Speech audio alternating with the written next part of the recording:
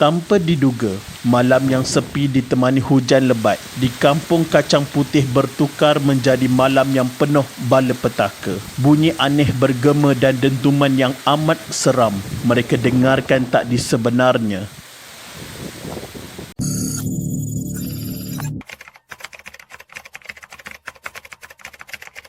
Ada satu kisah tragik yang semakin dilupakan hari ini yang melanda negeri Perak. Pada waktu malam yang dingin bertarikh 18 Oktober 1973, ketika hujan lebat membasahi tanah di bumi Kampung Kacang Putih. Kampung Kacang Putih ini adalah sebuah kampung yang terletak di Gunung Ceroh Ipoh. Pada waktu itu, hujan turun dengan kerap dan lebatnya setiap minggu mungkin kerana musim hujan monsun yang melanda negara kita. Pada waktu itu, sambutan Deepavali akan menjelma dalam seminggu lagi.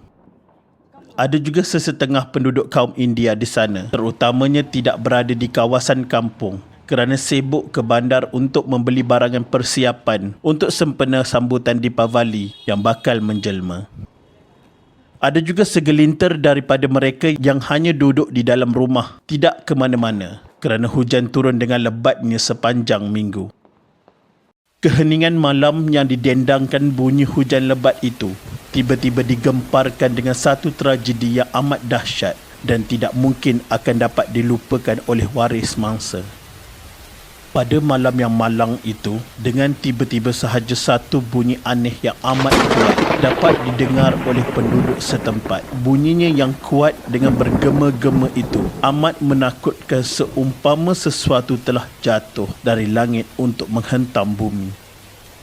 Jam menunjukkan lebih kurang pukul 9 malam. Ramai penduduk yang ada di kediaman mereka meninjau keadaan di luar rumah untuk mencari-cari punca bunyi kuat yang amat menakutkan itu. Tanpa diduga, malam yang sepi ditemani hujan lebat di Kampung Kacang Putih bertukar menjadi malam yang penuh bala petaka. Bunyi aneh bergema dan dentuman yang amat seram mereka dengarkan tak di sebenarnya adalah Gunung Ceroh yang sudah runtuh.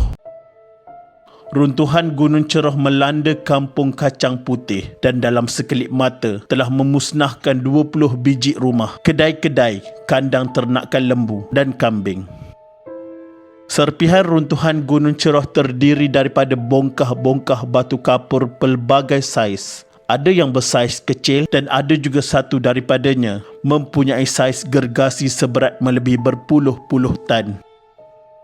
Lantas mereka yang tidak terkena runtuhan terus pergi memberikan bantuan kepada mangsa-mangsa yang dihempap oleh runtuhan Gunung Ceroh tersebut. Ada yang cedera parah dan ada juga yang mati di tempat kejadian. Penduduk setempat yang datang menghulurkan bantuan cuba menggali tanah untuk membantu mereka yang terperangkap di bawah runtuhan sementara menunggu bantuan bomba dan pasukan penyelamat sampai. Operasi mencari dan menyelamat disertai lebih 500 orang, termasuk daripada mereka pertubuhan sukarela. Sedihnya pada waktu itu, melihat keadaan mangsa yang dikeluarkan. Ada yang tinggal cebisan daging, ada yang hilang anggota badan dan ada yang berkecai. Mereka yang terselamat di dalam runtuhan tersebut terus dibawa ke Hospital Besar Ipoh yang mana hari ini dikenali sebagai Hospital Raja Permaisuri Bainun. Menteri Besar Perak pada waktu itu adalah Datuk Seri Kamaruddin Issa. Beliau juga turut turun ke kawasan Nahas pada jam 3 pagi, beberapa jam selepas kejadian berlaku. Datuk Seri Kamaruddin Issa dikatakan bergegas pulang dari Kuala Lumpur sebaik dimaklumkan tragedi berkenaan. Untuk pengetahuan anda, operasi menyelamat dihentikan beberapa jam selepas matahari menjelma mendekati tengah hari. Pasukan penyelamat mengambil keputusan untuk menghentikan gerakan mencari dan menyelamat. Lantas mereka terpaksa membiarkan mayat yang belum ditemui terus berada di bawah batu yang bersaiz gergasi berkenaan. Terdapat kira-kira 12 mayat ditemui selepas usaha mencari gali dan dipercayai kira-kira terdapat 30 lagi mayat yang sebahagian besarnya kaum India masih lagi tertanam di bawah runtuhan batu besar tersebut dan mayat mereka masih gagal untuk dibawa keluar sehingga ke hari ini.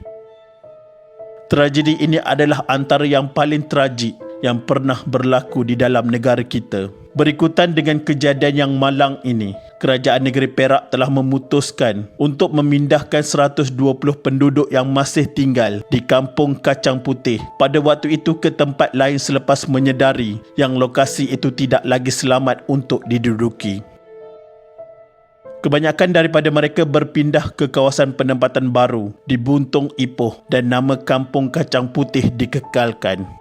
Tahun ini 2020, walaupun sudah 47 tahun tragedi hitam ini berlalu, dikatakan bongkah batu besar yang masih ada dalam kedudukan asalnya sejak kejadian runtuhan itu berlaku dan menjadi sebahagian batu peringatan untuk memperingati kisah tragedi yang melanda kawasan tersebut. Lantas menjadi batu nisan buat puluhan mayat yang dihempak mati dan berada di bawahnya. Sekian, terima kasih.